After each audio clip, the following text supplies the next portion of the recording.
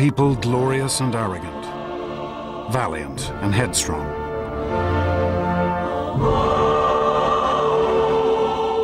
These were the men and women who laid the very foundations of Western civilization. Their monuments still recall perhaps the most extraordinary 2 centuries in history. A time which saw the birth of science and politics, philosophy, literature and drama. Which saw the creation of art and architecture we still strive to equal.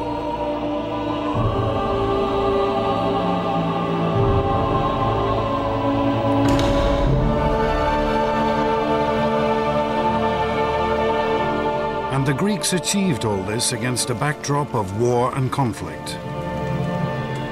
For they would vanquish armies, navies, empires many times their size, and build an empire of their own which stretched across the Mediterranean.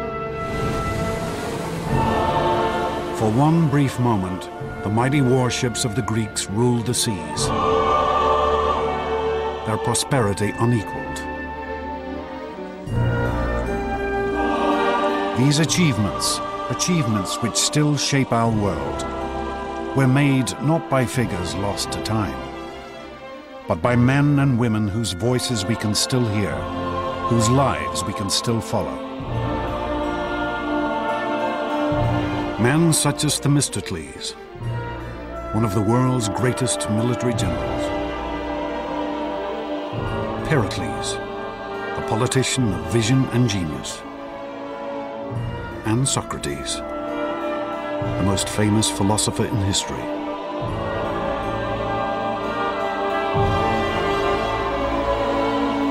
This is the story of these astonishing individuals, of the rise and fall of a civilization that changed the world.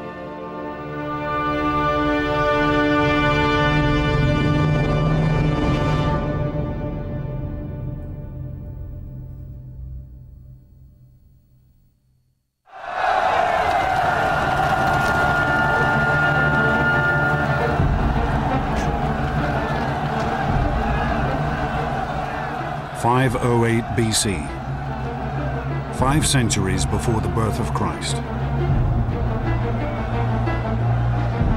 In a town called Athens, a tiny city in mainland Greece, pandemonium ruled the streets. The ordinary people had turned on their rulers, demanding freedom from centuries of oppression.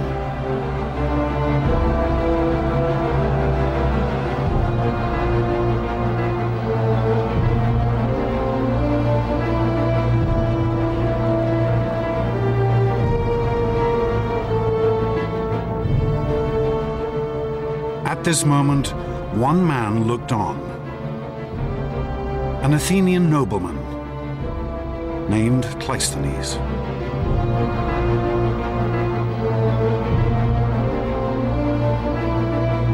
Cleisthenes had been brought up from birth to be a ruler, to look down on these common people with contempt.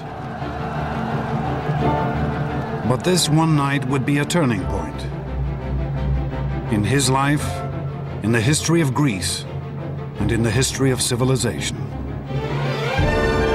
In a flash of inspiration, Cleisthenes would see that these ordinary people should have freedom, a chance to shape their own destiny, to govern themselves. And with this decision, Cleisthenes would set his fellow Greeks on the path to empire.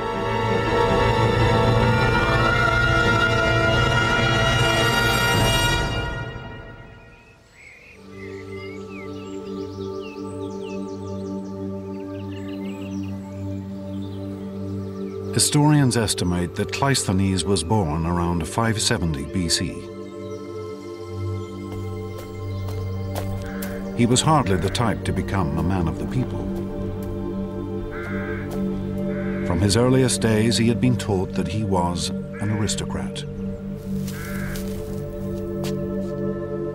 Ancient Greek for a member of the ruling class. In the 6th century BC, these aristocrats controlled everything that happened in Cleisthenes' hometown,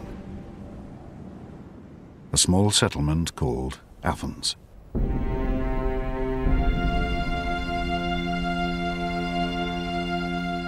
Athens lay in the center of a Mediterranean peninsula which Cleisthenes knew as Hellas, and which we now call Greece.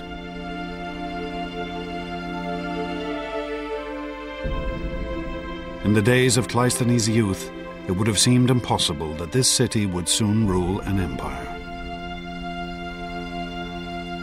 It certainly is not what we'd call a city. Forget Manhattan. Athens in the center has public buildings, but otherwise I think one should imagine more village style of accommodation and habitation.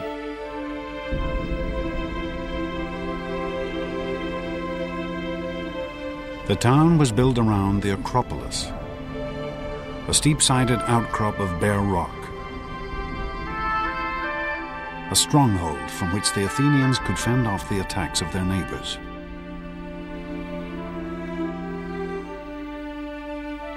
In the narrow streets surrounding the Acropolis huddled the simple homes of farmers and tradesmen.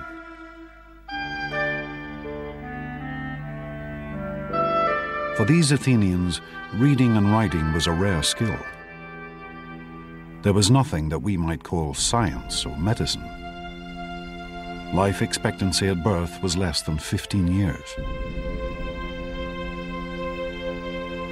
I think the idea that ancient Greek life was nasty, brutish, and short would be entirely accurate. Certainly, life was extremely tough. And this was no society of equals. The common Athenians lived under the rule of the aristocrats, men such as Cleisthenes' father. Athens was, in a sense, turned against itself. You had one part of the population, the aristocratic elite, holding power at the expense of the rest of the citizen population. For the Greek writer Aristotle, this was a world riven by injustice. The whole country was in the hands of a few people. The hardest and bitterest thing for the masses was their state of serfdom. Not that they weren't discontented with anything else, for to speak generally, they had no part nor share in anything.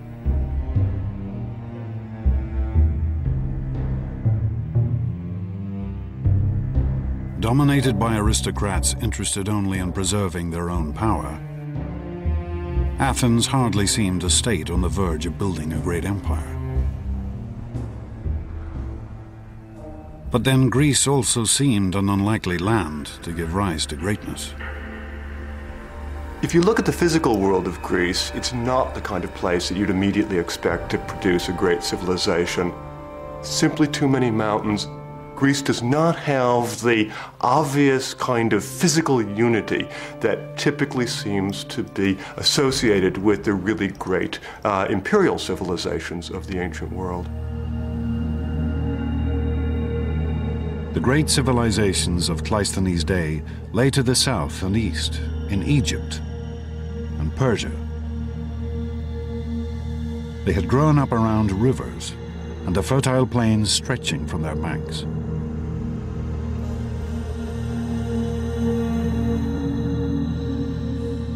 But mainland Greece had no great rivers or open plains. This was a landscape riven by mountain ranges. Off her coast lay countless tiny islands.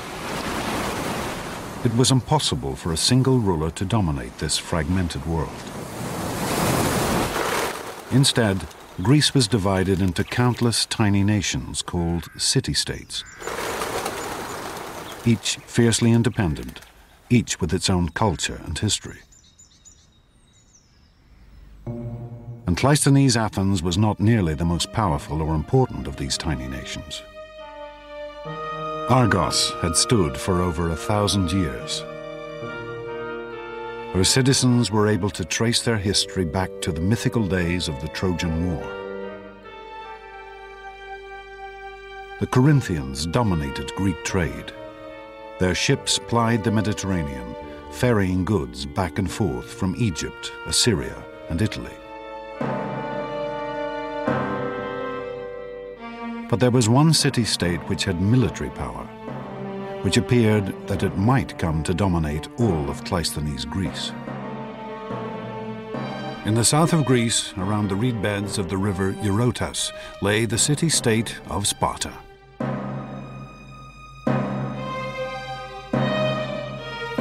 The Spartans were brought up from birth to be soldiers, raised in the field, separated from their families, their lives structured around discipline and war.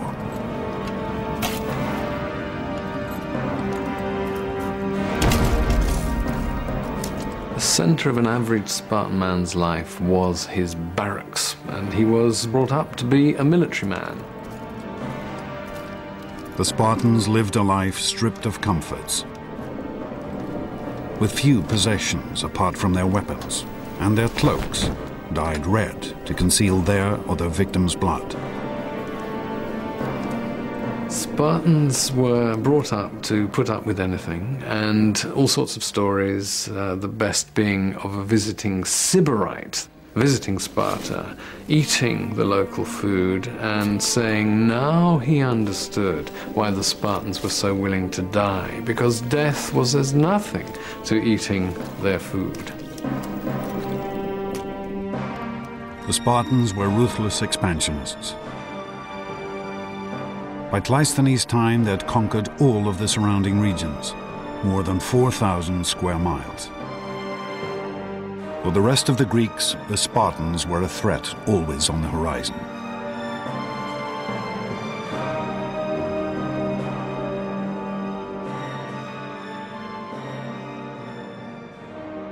This then was the world of Cleisthenes' childhood. Brought up a member of a self-interested elite in a state that was only a third-rate power. It was an unlikely beginning for the man who would set Greece on the path to empire.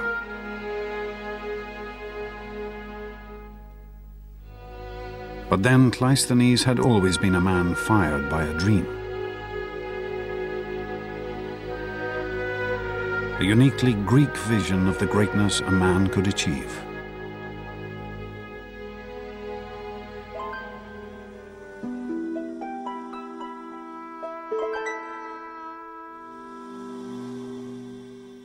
If there was one thing that inspired Cleisthenes and his fellow Greeks, it was their stories, ancient tales and myths.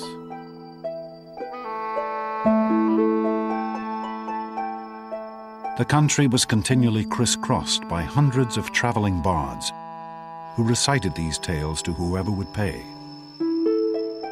These traveling bards would have regularly visited the Athens of Cleisthenes' childhood, and their stories would have influenced and shaped him from his earliest days.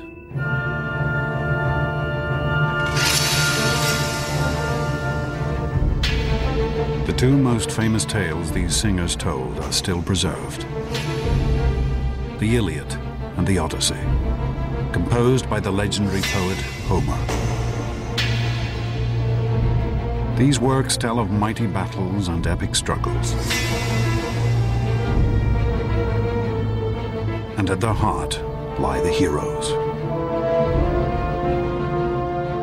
Mythical figures whose strength had won them power and glory. Heroes, almost by definition, were doers of great deeds. The more heads you knocked and the more young women that you deflowered, the greater your heroic status. Heroes were terrific achievers. Images of heroes are found all over Greek art. These warlike figures, valiant, beautiful, determined to seize victory at all costs, were the Greek ideal.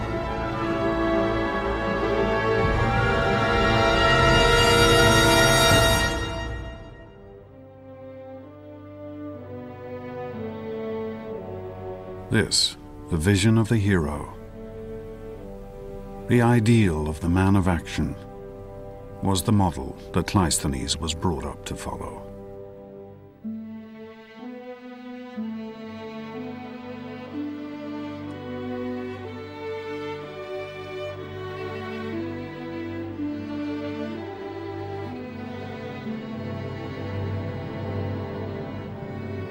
To pursue a life of greatness and glory, won through strength and valor.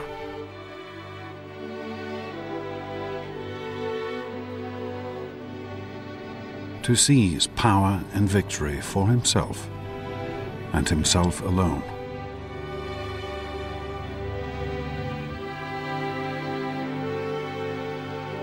To become a real-life hero.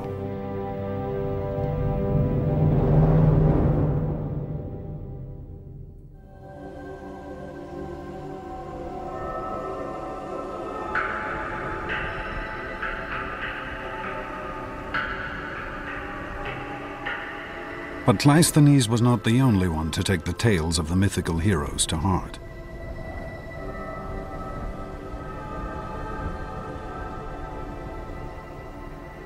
There's a big change in the middle of the 6th century when one man seizes control of the government as what the Greeks called a tyrant. The story of how this tyrant or sole ruler came to power has been preserved by the historian Herodotus. One day, a man of dignified and noble bearing rode into the city of Athens. Beside him stood a tall and beautiful woman. A woman he claimed was the patron goddess of Athens, Athena. This dashing figure demanded that he be given the rule of Athens, for like one of Homer's heroes, he had the protection of a goddess. Surprisingly, he was welcomed by the Athenians as their new ruler, despite the fact that the goddess was simply a particularly tall girl from a neighboring village. And the heroic figure was an ordinary man called Pisistratus, Cleisthenes' own brother-in-law. Pisistratus was, I think, an excellent politician. He was a man, without doubt, with an eye for the main chance. But as he consolidated his rule, it became clear that Pisistratus had far greater ambitions than simply gaining power. Pisistratus was an extremely intelligent man. He clearly understood that if he was going to maintain control of Athens, if he was going to be able to consolidate his rule and pass it on to his sons, which is clearly his ambition, he would have to find allies. Pisistratus took an extraordinary step. He turned to the common Athenians for support, undermining the whole hierarchy of aristocrats and commoners that had endured for centuries.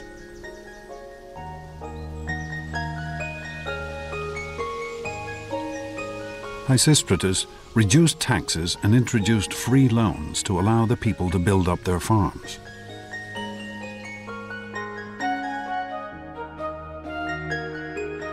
And by offering the Athenians the chance of prosperity, Pisistratus began to transform his city.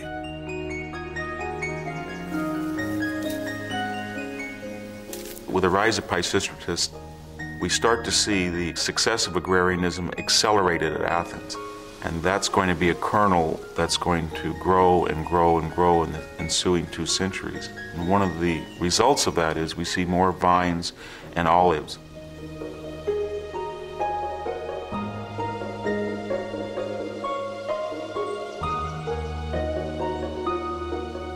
Olive trees manifest themselves in every aspect of Greek culture. Economically, they allow people to have cooking oil, they allow people to eat olives, they allow people to use lubricants, soap, fuel, so it's a very valuable economic commodity. The land around Athens produced excellent olives, the best in the Greek world. And as production soared, the Athenians found a ready market for this oil.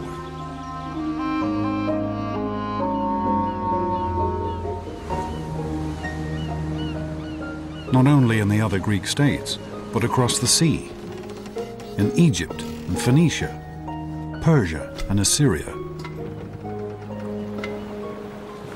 Greece is in the middle of an extraordinary grouping of ancient civilizations. It's bounded on the east by the great Persian Empire, on the south by the age-old civilization of Egypt, on the west, the Etruscans and the Romans. Greeks were scattered. Plato has a rather nice phrase, like ants or frogs round a pond. The Eastern Mediterranean was the greatest marketplace of the ancient world. It seemed that everyone had something to sell.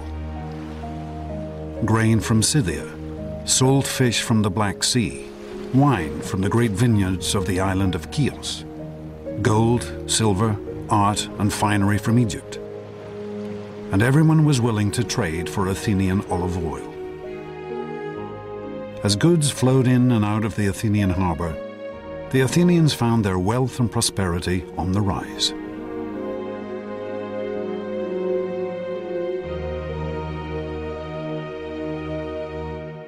But the most astonishing consequence of Athens' sudden expansion was to be found in the darkest streets of the city. Athens' first great artistic legacy, the vase.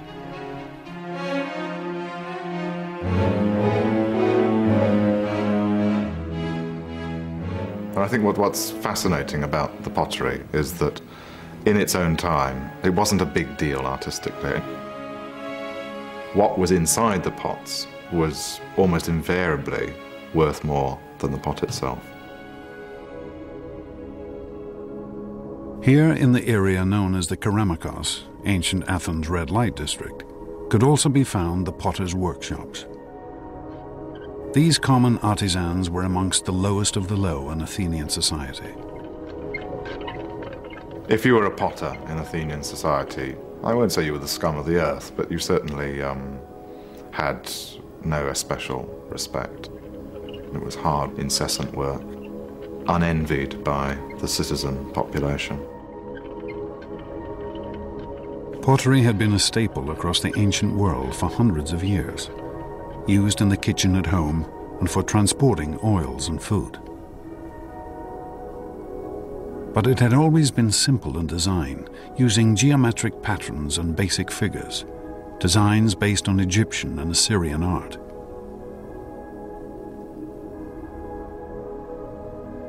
But Athenian potters, as they decorated their work, began to develop a whole new style of painting. A freshness and a naturalism never before seen. A style still astonishing today. It's now become almost commonplace for a Greek vase on the modern antiquities market to fetch millions of dollars or pounds. And if the makers of those vases had any idea of what we were shelling out for them, their graves would spin with either resentment or just absolute hilarity. These Athenian potters seem to have been motivated not by the idea of producing great art for eternity, but of outdoing each other. On one particularly fine vase, we find the proud comment, "Euthymides, son of Polias, drew this." And then underneath, "And I'll bet Euphronius couldn't have managed it."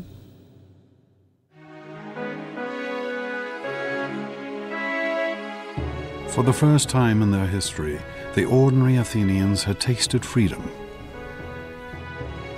And they had shown their capacity for extraordinary achievement.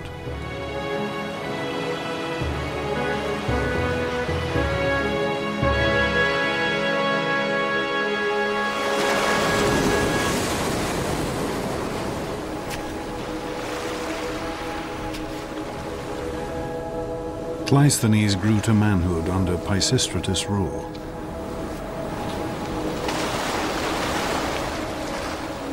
And he saw how Athens changed. His home had turned from a modest rural settlement into an international economic power.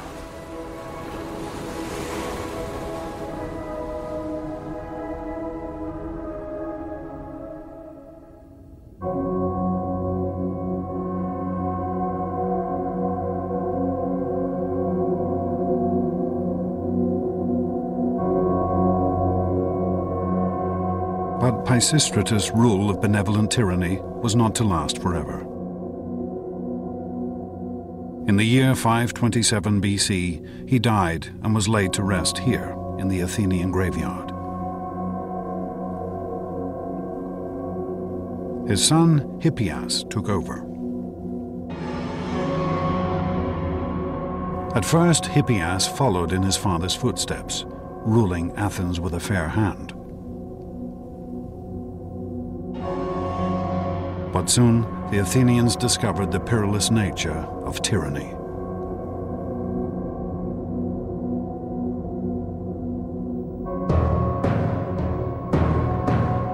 Historians tell us that in the year 514 BC, Hippias' brother was murdered.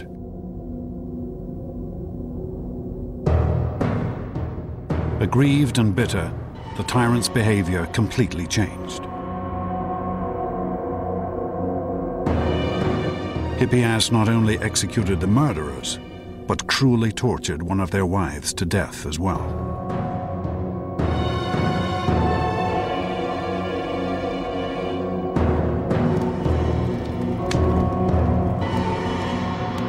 Aristotle described the ruler's slide towards madness. After this, the tyranny became much, much harsher, for Hippias ordered numerous executions and sentences of exile in revenge for his brother. And he became embittered and suspicious of everybody. The freedoms that the common Athenians had gained under Pisistratus were now stripped away. There was now a real tyranny in the modern sense in Athens. Pisistratus had come into power for a cause. His son now had no cause other than self-preservation.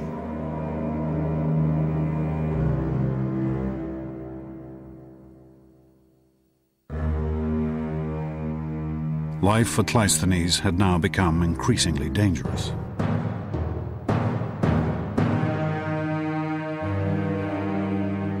For the paranoid dictator knew that it was from here, from the aristocrats, that the greatest threat to his power could come. And Hippias' fears would be proved right. With the hardening of the attitude of the tyranny, the time now seemed to be ripe.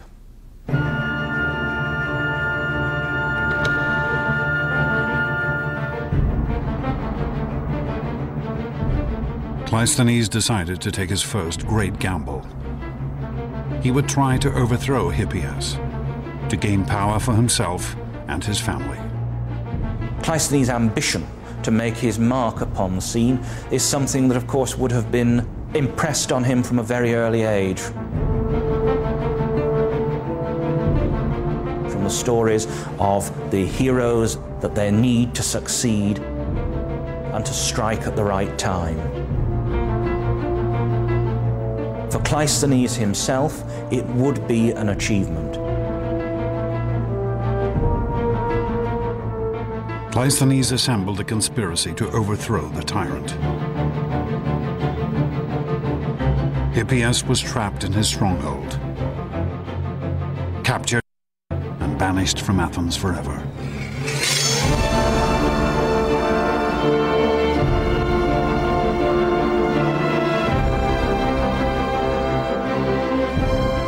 The year was 510 BC, and Cleisthenes was now one of the most powerful figures in Athens. He had lived up to the heroic myths he'd been brought up to follow since childhood.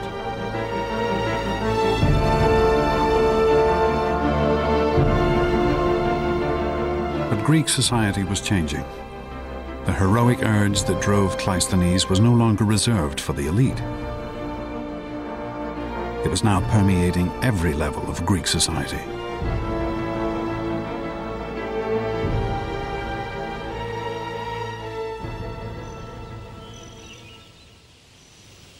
This is Olympia in southern Greece. Here, once every 4 years, men from across the Greek world would gather to compete in a vast contest of athletic skill. This was the ancestor of the modern Olympic Games.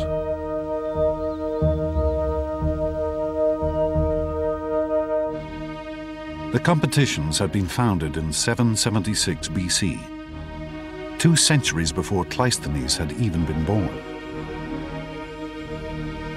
Then they had been an exclusive competition for the wealthiest of the Greeks. But by Cleisthenes' time, the games had evolved to allow anyone to take part. A nobleman could now race against a potter, a king against a fishmonger. The Olympic Games were a chance for any Greeks to display the sort of heroic qualities that the heroes of Homer had displayed. The competitions had their roots in the skills displayed by the mythical heroes. Chariot racing, running, wrestling, boxing. But here there was no real prize, just a wreath of olives and fame throughout Greece.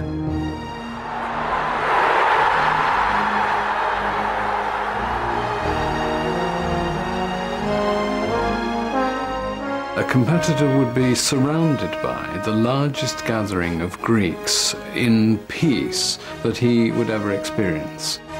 Perhaps as many as 40,000 Greeks would gather for the Olympic Games.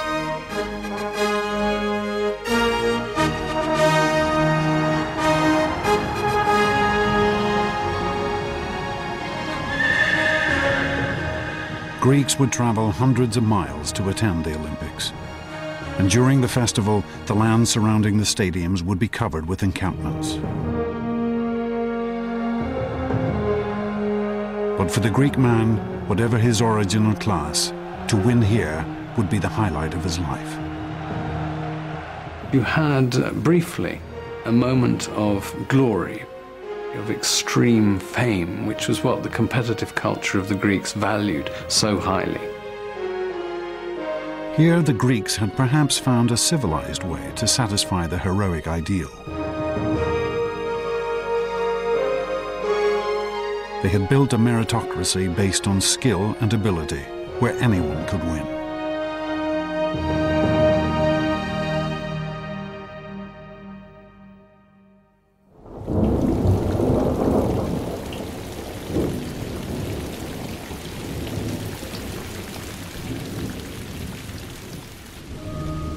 But a world where everyone could seize victory could only make Athens even more unstable.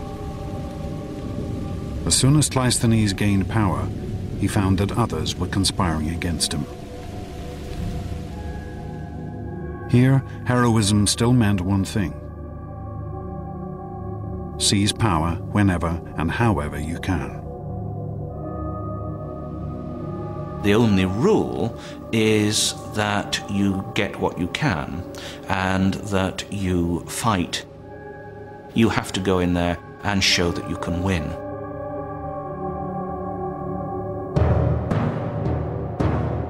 The most ambitious of those conspiring against Cleisthenes was a man named Isagoras. Isagoras was another Athenian aristocrat. He too had been brought up to believe that power was his right. But Isagoras also knew that he could not gain power on his own.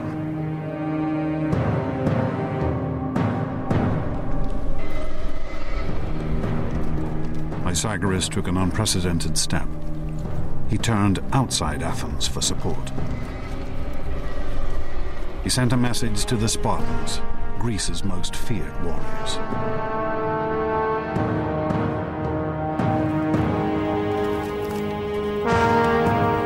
Isagoras was an old friend of the Spartans. Rumor had it that he had shared his wife with the Spartan king.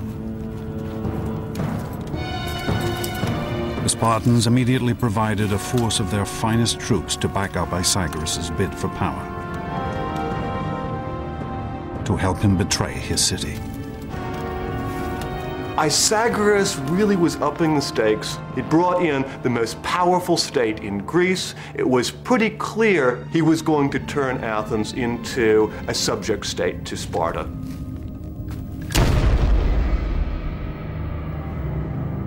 With his Spartan force, Isagoras staged a coup, seizing control of Athens. He and his troops would rule from the high point of the city, the stronghold atop the Acropolis.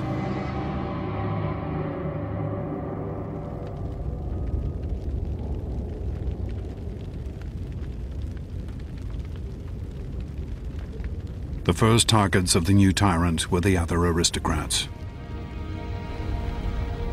Cleisthenes most of all.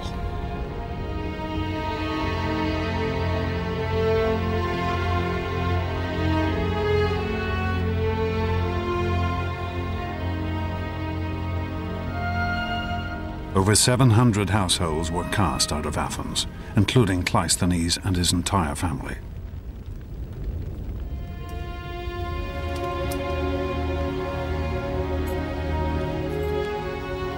Cleisthenes would leave his city living once again under the hand of a despotic dictator.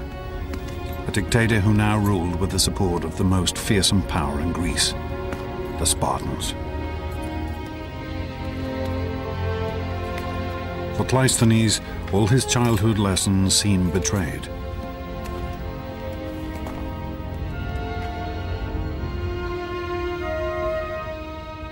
He had been brought up to be an aristocrat and a ruler.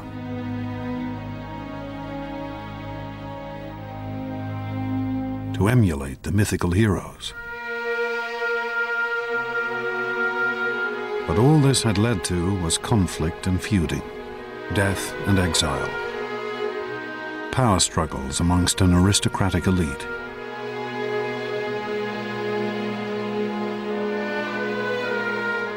How could Athens ever escape from this pointless cycle of violence?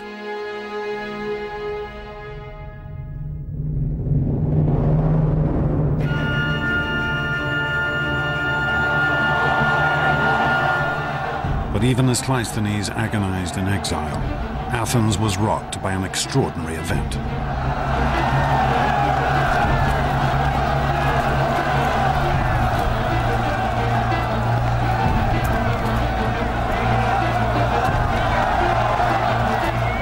Like their mythical heroes, the ordinary people of Athens now took their destiny into their own hands.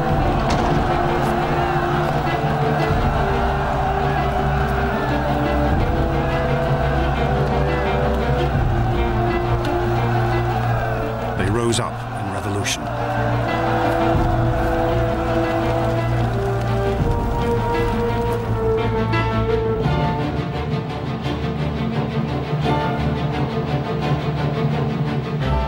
Isagoras and his Spartan allies blockaded themselves atop the Acropolis, the high point of the city.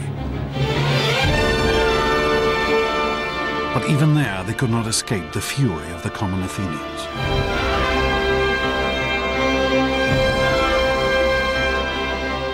For 2 days and nights, Isagoras held out against this extraordinary uprising.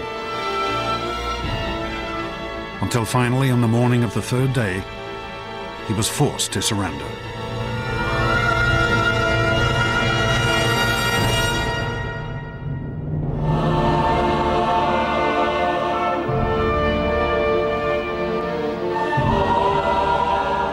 The year was 508 BC.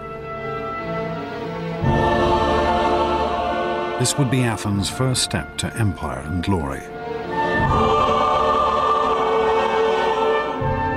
For the first time in recorded history, the people had turned on their rulers and seized power for themselves.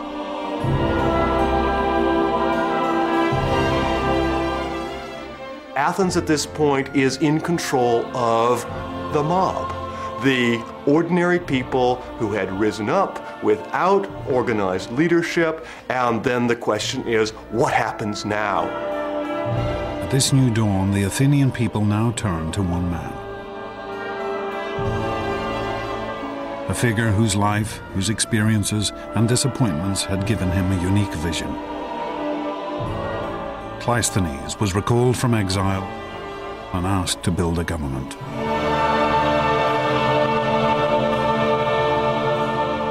When Cleisthenes returned to Athens after the expulsion of the Spartans, he faced a really remarkable challenge.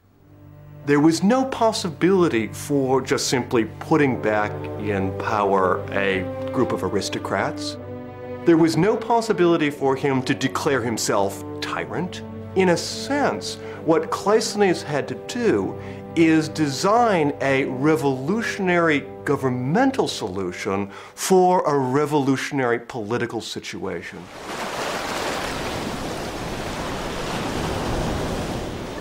For Cleisthenes, the problem was how to give his fellow Athenians the say in their future that he knew they must now have.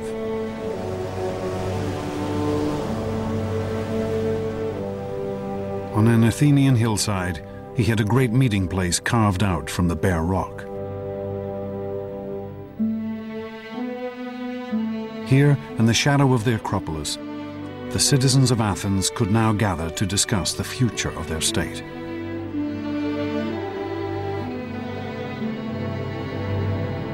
On these very steps, rich and poor alike could stand and address their fellow citizens.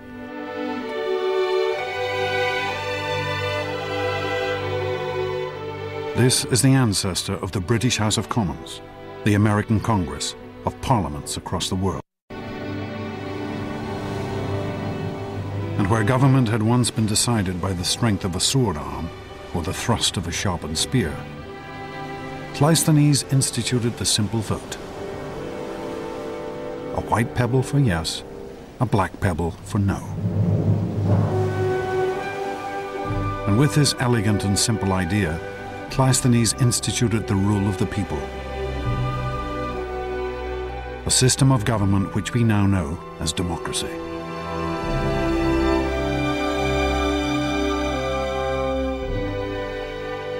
The Great Athenian Assembly would gather every 9 days to vote on issues covering the entire administration of the state, from the raising of taxes to the building of roads, from the price of figs to the declaration of war.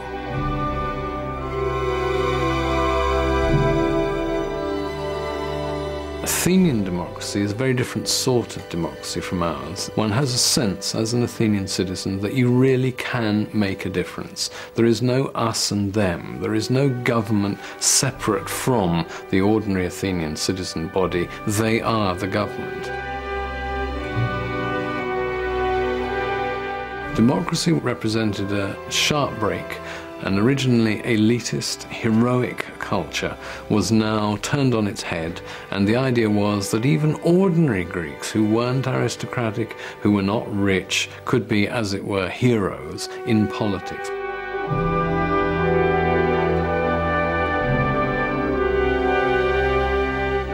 It was a system of government that would transform this tiny state and would set off one of the greatest flowerings of civilization the world had ever seen.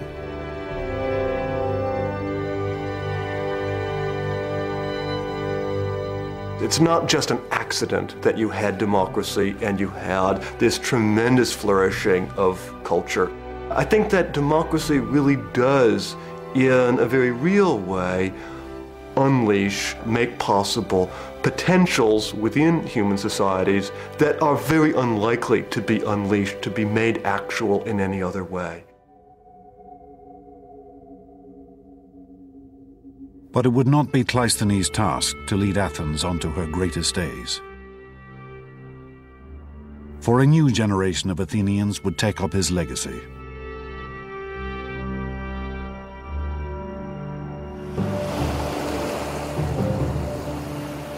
These Athenians would face struggles that would have stunned their ancestors. for they would have to defend their state from invasion and destruction. The world's first democracy would now be tested in the crucible of war and conflict.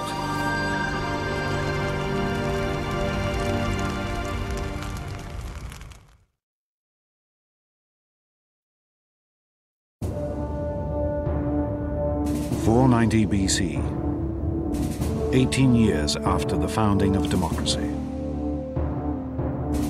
A lone figure runs across the mountainous terrain of Greece. His name is Phidippides, and he is a citizen of Athens. On this day, Phidippides will make one of the most astonishing athletic achievements in history. The inspiration for our modern marathon.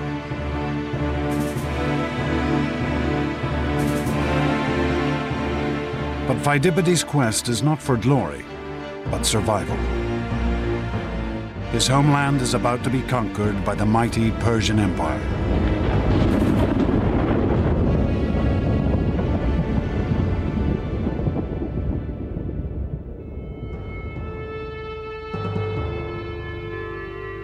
In the early 5th century BC, the Persians were the greatest power on the world stage.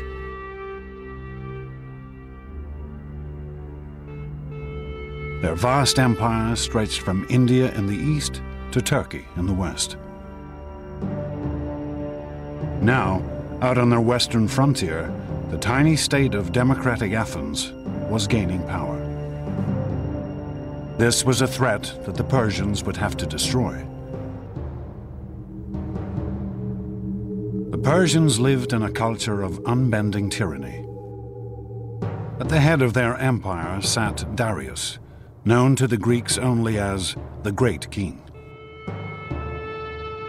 Suppliants had to cover their mouths in his presence just to avoid tainting the air he breathed. For Phidippides and the democratic Athenians, conquest by Darius and the Persians would mean the destruction of their entire way of life. There is a huge cultural difference between the Greeks and the Persians. The Greeks are a people who emphasize freedom. The Persians would put far more emphasis on obedience. It's a struggle between freedom and slavery.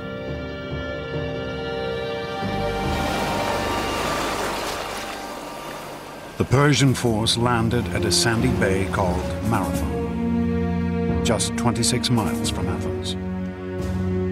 News of the invasion spread through the streets like wildfire. This was a city without a standing army. Every male citizen would have to come to the defense of his state. The poorer citizens have spears, sticks, bows and arrows, whatever weapons they can find. But the heart of the Athenian force would be the hoplites, men who could afford heavy bronze armor, a shield, a spear, a sword. The Athenians would field a small but determined force. That's probably the first time in the history of the Athenian state that the entire population had been mustered. And for them to field 10,000 hoplites out of a citizenry that might have only been 20 or 30,000, it's a level of involvement that's astounding. But as they faced the Persians on the battlefield, the Athenians held out little hope of victory. They were outnumbered by 2 to 1.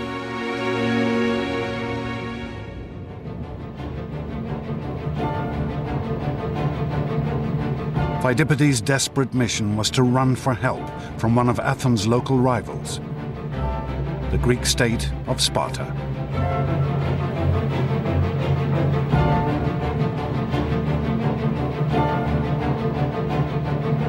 Even as he ran, Phidippides must have imagined the horror that his fellow Athenians now faced.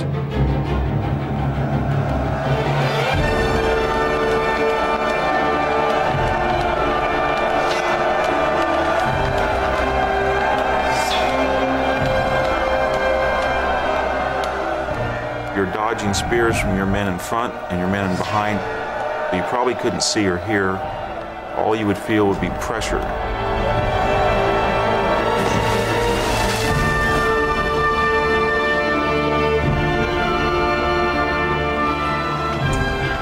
You wouldn't see the sword plunge that took one of your testicles off. You would not see the spear thrust that took your head off. You would have no idea what was going on, just the momentum that carried you ahead.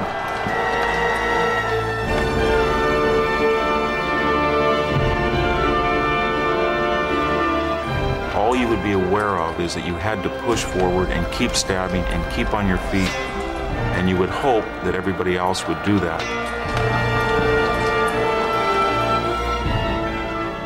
Pheidippides' run was to become the stuff of legend. Fired by the terror that his fellow citizens were being slaughtered, he ran 140 miles in just 2 days.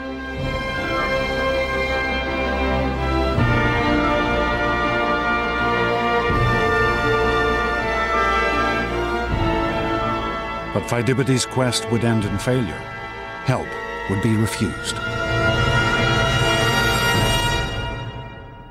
He was left only with the knowledge that his fellow Athenians would have to fight alone.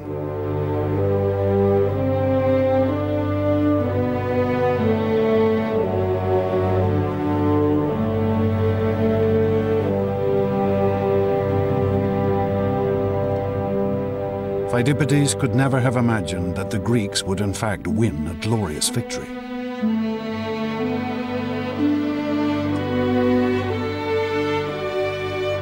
The Athenians had rushed at their foe in a headlong charge,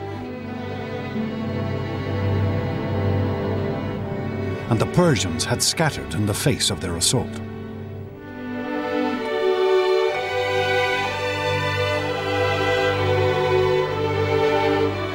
The Athenians slaughtered over 6,000 Persians in one fateful day. The world's first democracy had survived its first great test. Every Athenian knew that he had voted to fight and that this reflected the majority vote of the citizens, and that was not true of the Persians. Whatever you want to say about democracy, it fields the most patriotic, enthusiastic, and often large armies. The Athenians returned to their city to celebrate their victory.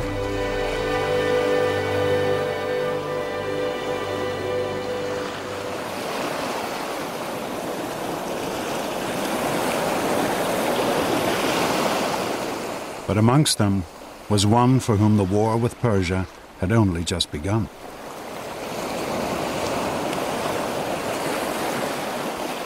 An Athenian general named Themistocles.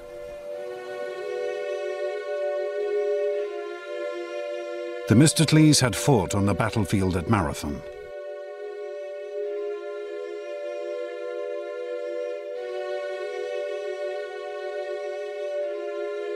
He was typical of a new generation of Athenian leaders, a man who had risen to power through democracy. Themistocles is a fascinating character, very much an example of the effect of democracy in Athens. It's relatively clear that he doesn't come from the inner circle of the landed aristocracy that traditionally had ruled in Athens. There were stories told about his feeling rather touchy about the fact that he hadn't had a traditional aristocratic upbringing, for example, in music and poetry. In fact, that might have given him a spur to show that he could do as well as someone who had gone to all the right schools, as it were.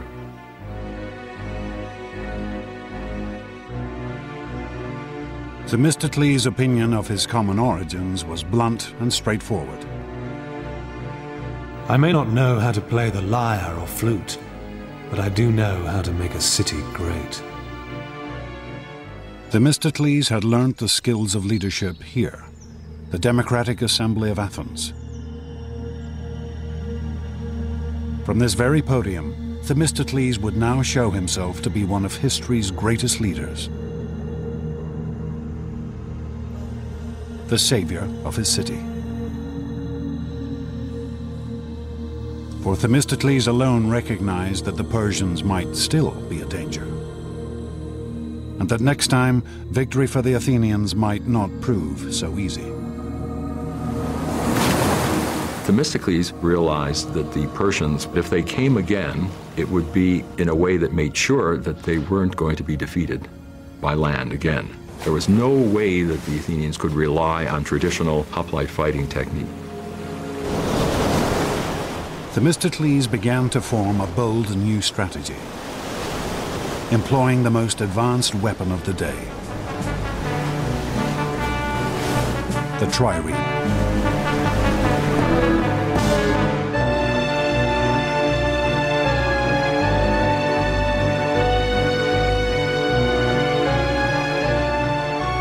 Triremes were the state-of-the-art in ancient shipbuilding.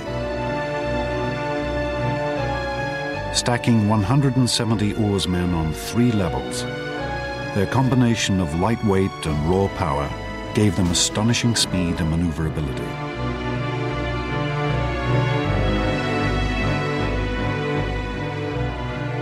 In contemporary terms, a trireme is a missile.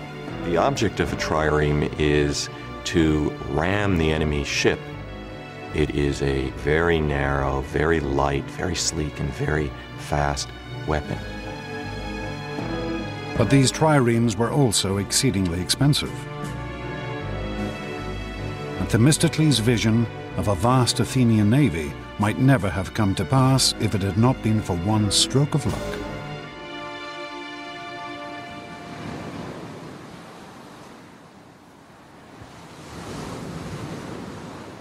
In the year 483 BC, the Athenians discovered a great vein of silver in their territory,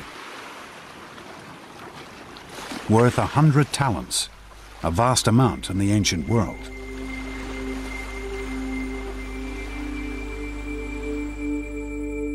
The Athenians wanted to divide these newfound riches among themselves. But then Themistocles stood up in the assembly. He wanted to spend the money on ships. But he also knew that this would be a hard proposal to sell. And so Themistocles played a complex bluff. His argument is not that the money should be used to build a fleet against Persia, but rather it should be used to build a fleet against Athens' local rival, the Greek city-state of Aegina.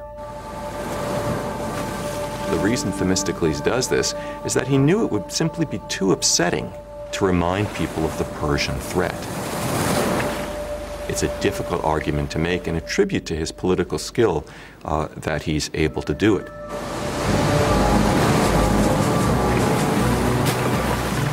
Themistocles convinced the Athenians to build the greatest naval force in Greece, a force of 200 triremes.